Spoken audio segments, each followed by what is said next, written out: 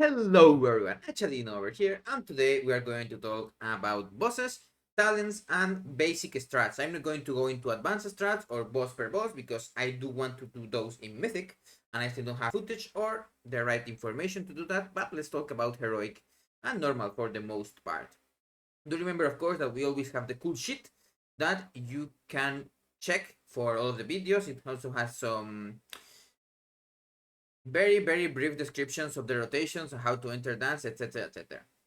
We're also going to be using two information things, Warcraft logs and lorks. Lorks is mainly to have a visual representation of how people use the cooldowns, and Warcraft logs to mostly get the talents.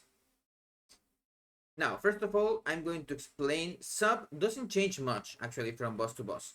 The only main difference that you will have will be people that have the new core set and people that don't. Now, let me explain. If you have the old 4 set or 2 set and 2 set, you need to sim because maybe in Lingering Shadows is good in single target. For me, it was not because I have a lot of mastery. So Dark Shadow is a little bit stronger even if I'm running the 2 set and 2 set.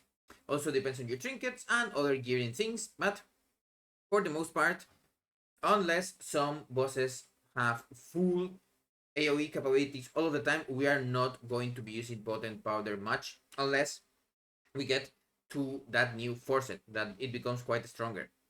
Even on bosses that don't have it super far away. Now, of course, this is kind of like the baseline for when you have for single target without the new force. If you have the new force, you just change and can use Lingering Shadow instead. One thing that I'm going to say very fast is in Sesdorak, you will see some people use Gloomblade, but it's better to have Dark Shadow mainly because of the damage amp, even if Gloomblade seems a little bit better in single target. Now, let's go boss by boss.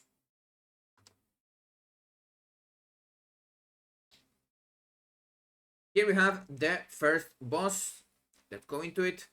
Nescali, the Soul Coiler. You will see a lot of people running almost the same things. Of course, as you might expect, the people that are on top are the ones that have the Heart of Pull attack.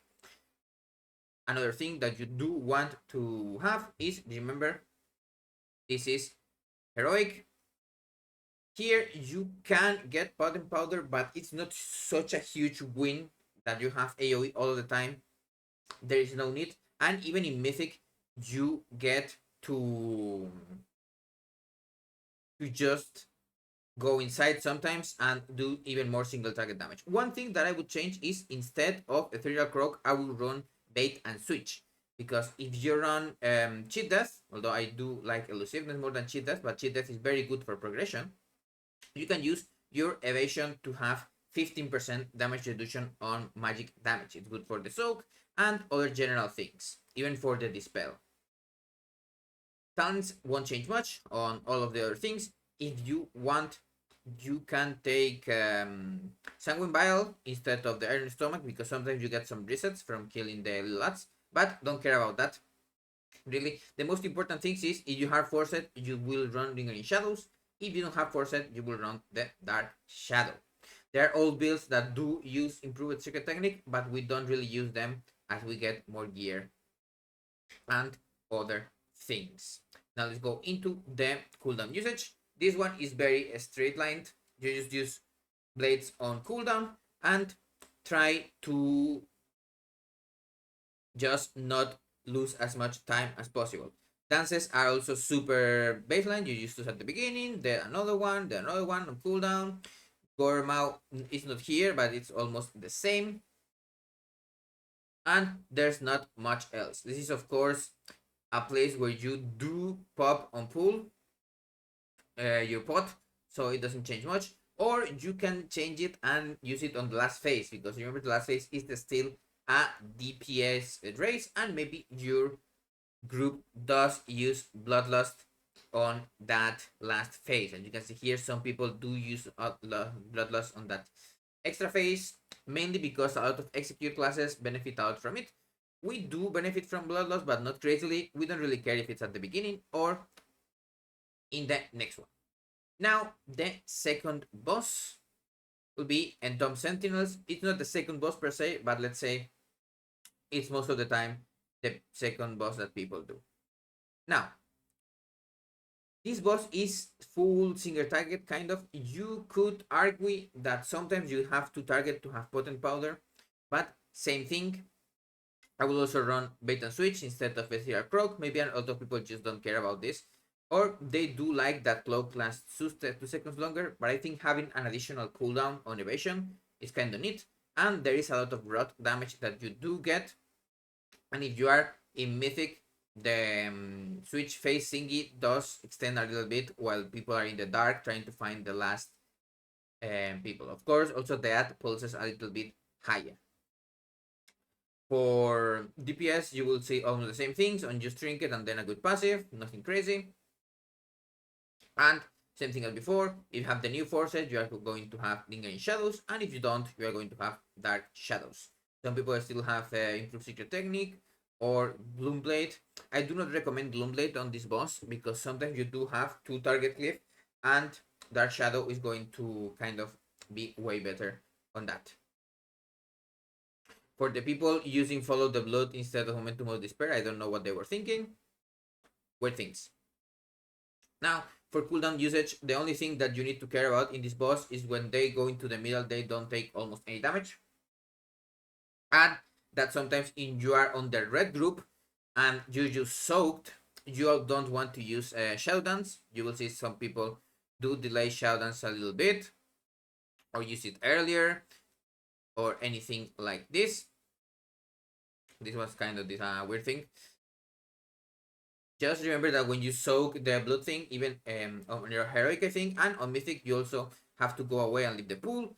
And then, of course, before the intermission, you do have to stay away from everyone. And in mythic, you do have to do that little touchy. But as melees, we don't really care about that much. We are very close to each other. Next boss will be Vashnik the Malignant. Here, you may see more people trying to go for to AoE the ads, but same thing as before, it's not really worth it to get potent powder. It's some ads that have to die, yes, but a lot of classes have free AoE, and also Dark Shadow does work as kind of an AoE thing, and of course, if you have the new forces, we are going to be using Lingering Shadow. As for the improved secret technique, same thing as before, we don't really run this anymore, even with the new 2 set and the other 4 set, mainly because this does increase the damage of our builders, and also it has the power from the 2 set. One thing that is very cool in this fight is this is one of the few fights that I would recommend that you do run cheat death. Sometimes you do get clipped by the waves coming, and same thing as before, bait and switch, super good. You can use evasion to reduce random damage, like when the spells are coming, or if you get targeted by the super debuff that needs to be healed. Other things to know are the cooldown usages. Vashnik, nothing crazy. You will see some people that do delay the blades because they have to run away to kill some ads or something like that. If you look at the dance usage, some people will use an extra dance or not use the extra dance and use it with blades. This is maybe to also have some cooldowns for when more ads spawn, because remember, if you are on the purple part, that's why maybe these people do get more DPS.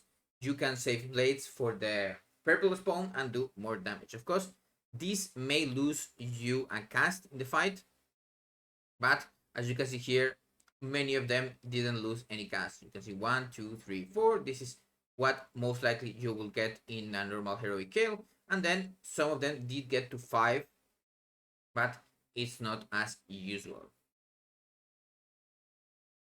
Let's go into the next boss, the Lux Explorers.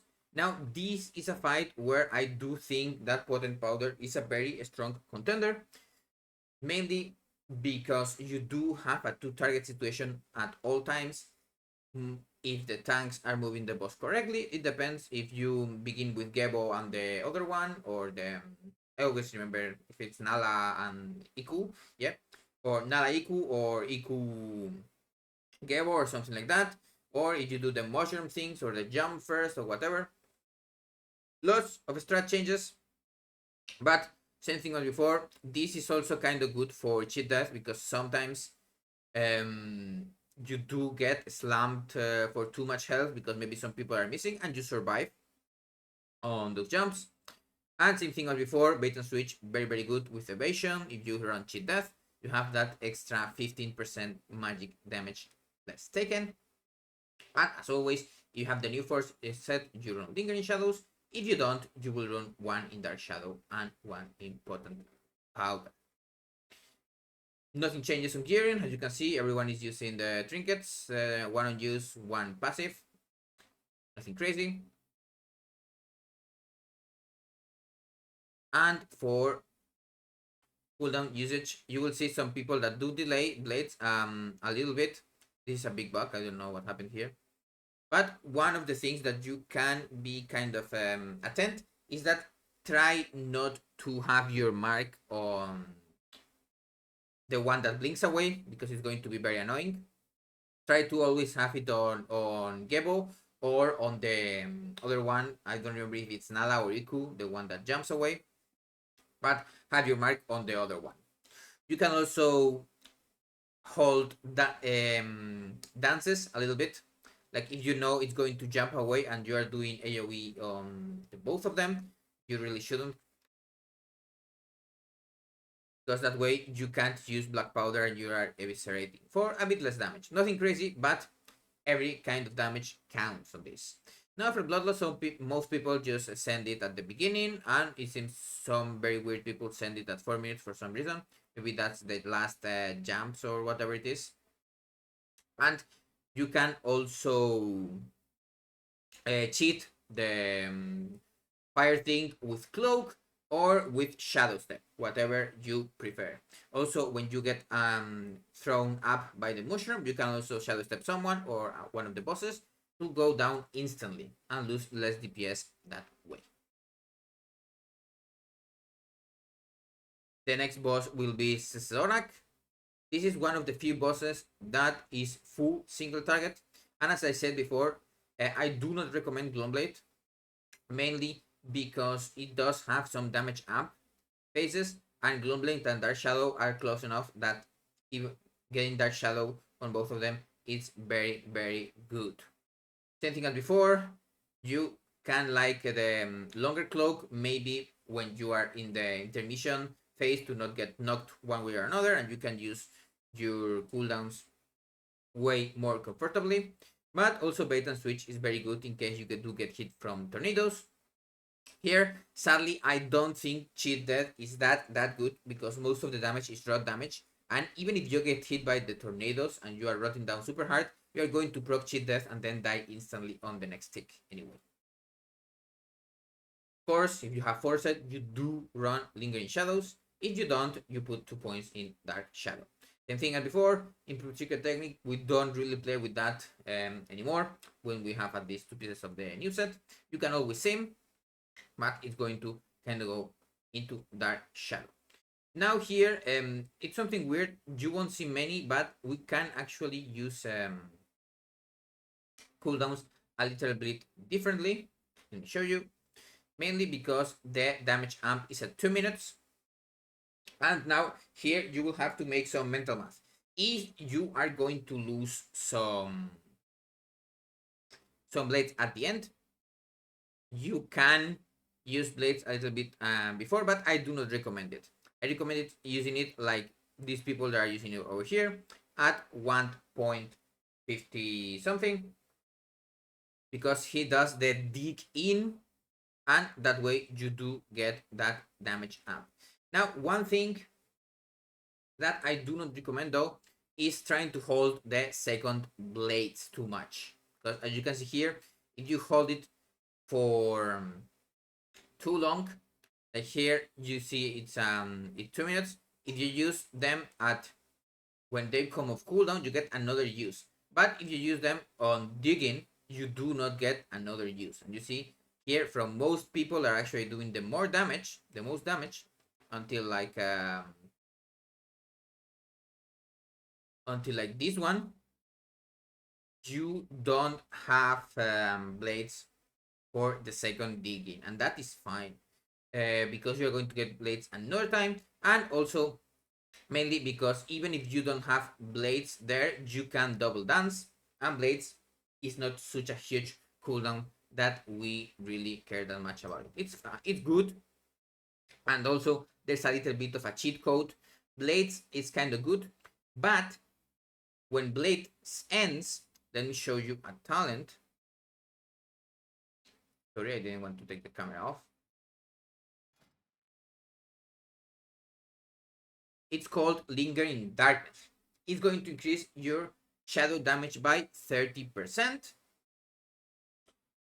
And when you have the new forset, Lingering Shadows, Shadow Finishers, a lot of things are going to do shadow damage. And this is for 30 seconds after Blades ends. So if you use Blades at at 3:30 something, you use Blade here at 3:30 something, you will see that it ends at 3:56. This means that you are going to have Lingering Darkness for 30 more seconds, and Lingering Darkness is also kind of good. And for those extra 30 seconds, that is going to be until 4 minutes and 20 something, 26 in this case, we are going to have that extra 30% increased shadow damage. We are going to double dance there.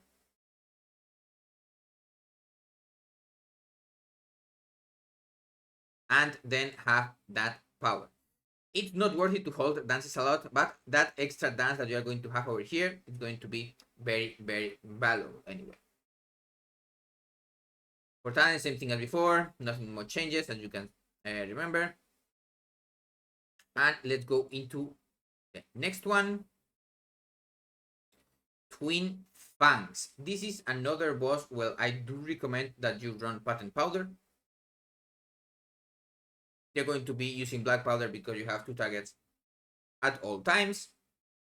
And same thing as before, if you do run the new Forset, you have Lingering Shadows, and if not, you put in a point in Dark Shadow. Bait and switch say also it's kind of cool. You can use Cloak to reduce physical damage from the slams, but I would not really use it for that. You can use Feint, it works on it. Either way, there is a bit of rot damage and other things that you do take when pressing evasion is kind of good with that. Cheat death, it's actually very good here, not because of the slams that sometimes can happen, but because you can get clipped by the people when you have their big red AoE thingy, and it does a lot of damage sometimes. So surviving, it's kind of good on that matter. Now for cooldown usage,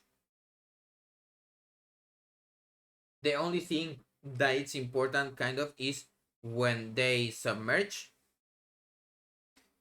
but as sub you can kind of hit the, let me take the shadow dances so people are not confused. You use blades on cooldown, most people use bloodlust on pull, so that's okay, nothing much. Just remember that when the middle one is doing the AoE where it goes in a circle, you can cloak that one, or you can shadow step it. I don't recommend shadow stepping. And cloaking, it's kind of for when you want to stay in one, like you see that it's going in the middle, and then it's going in this corner, and it's going to go like doing like this or like this. You can stay over here, and when the beam comes, use cloak. You can hit the middle one quite comfortably, and it's very good. Another thing that you can do, but I will explain kind of in the boss guide, is you can prep your mark to put it on one of the ads and then have a dance ready to burst them down. As said before, it's nothing crazy, just do use potent powder. And let's go into the next one. This is Coiled Altar. It can be a bit annoying to play, but this is full single target. Same thing as before. I would recommend cheat death instead of elusiveness here. There is some rot damage, but most of the explosions and things you can use feint, and also the longer cloak might be good for other things, but I will still play bait and switch, mainly because having that evasion just when there is like the huge AoE thingy with Zul'jin, there are a lot of ghosties coming, pressing evasion there for that 15% reduction while you weaving some feints. It's not bad at all. Some people may run potent powder because you can kind of pad a little bit on the MCs, but it's not worth it. For set, you run the Lingering Shadows, and if you don't have for set, you do run Dark Shadows. I do not recommend Gloomblade because there is some to target and some AoE situations. And improved Secret Technique, the same thing. Dark Shadows should be better for most people. Now, as trinkets and things, you can see most of the time you will use the unused and also a passive trinket. Now, for cooldown usage, this can be a bit weird. The most important thing is to have blades or lingering shadows going into the Zul'jin amp. The Zul'jin amp, depending on your raid group or something, will be around 5 minutes most of the time. And you do want to have or blades, like this person over here, had blades and then lingering, or use blades a little bit earlier and then you have lingering for the part. It's going to take almost 30 seconds, so I do recommend that you at least have blades ready for that.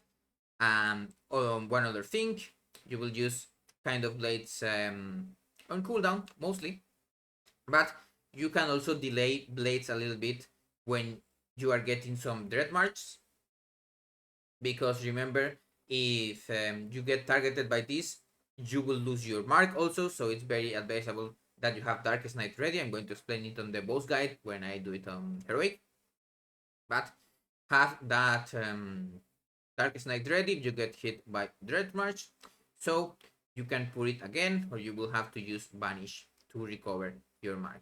You can see here some people did lose their mark, so they have to use Banish, but not many of them. Like as you can see here, only one or two.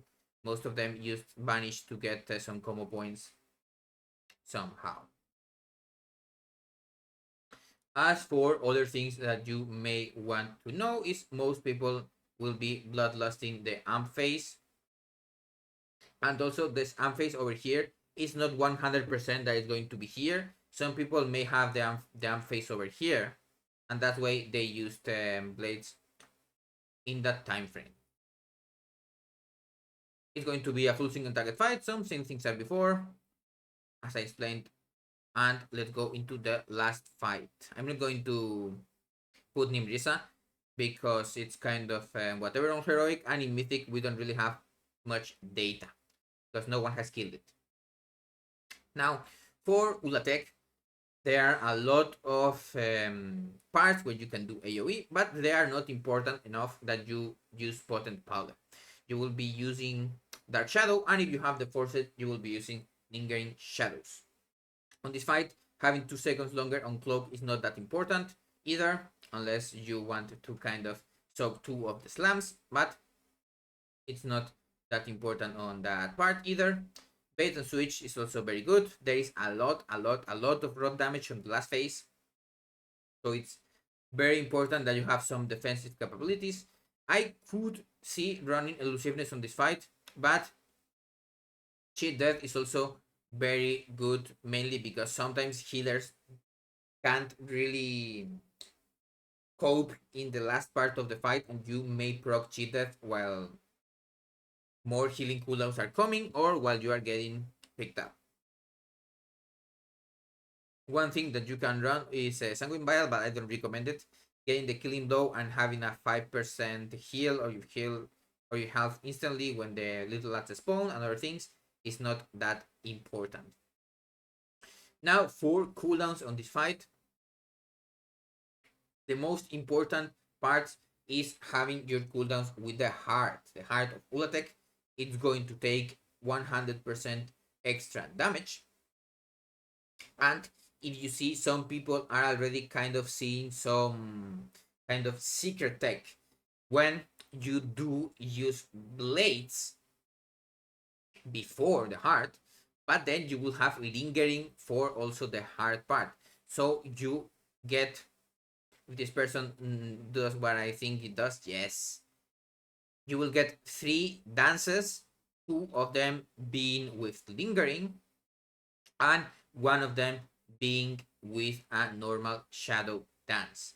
This one is a little bit weird, but this one it's a little bit better, because this means you will get, as you go into the platform, you get 1 normal dance with blades on the boss, then you do some pulling, then the heart gets exposed, and then you have your mark and everything ready. You mark the heart and then go bonkers on it.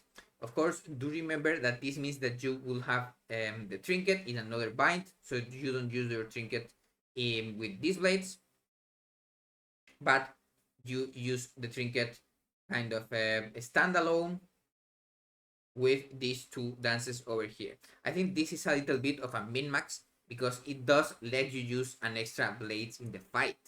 You can use then a blades in the both normally, and then in another hard phase, and then of course at the last part you only have 1. This person had a very good idea. These few Chinese people, I do think this timing is better than this one, but this one the problem it has is that, as you can see here, it maybe you don't really have time for the blades to come back well in the middle. Of course, at 145 it's also fine. You just use the dance a little bit later. You may see maybe that you would use this dance over here instead of moving it here. You could use it here and then use these 2 over here. But this also means that 3 of his dances are going to be buffed by Lingering Darkness, so it's also fine to do that. Getting those extra blades is not going to be kind of tight. You can see 145 into 315 into 445, super tight, but very well done by these people. Bloodlust is mostly going to be on the first heart, as you can see here, as you go into the platform, for people to begin their ramp into the heart that only has like 20 seconds, but it's enough. For talents, full single target, and same thing as before. And this will be everything for all of the bosses. If you thought it was too long, maybe I can do some timestamps or something, but for now, this is everything. Do remember to check out the full sheet, and I will see you on the next video.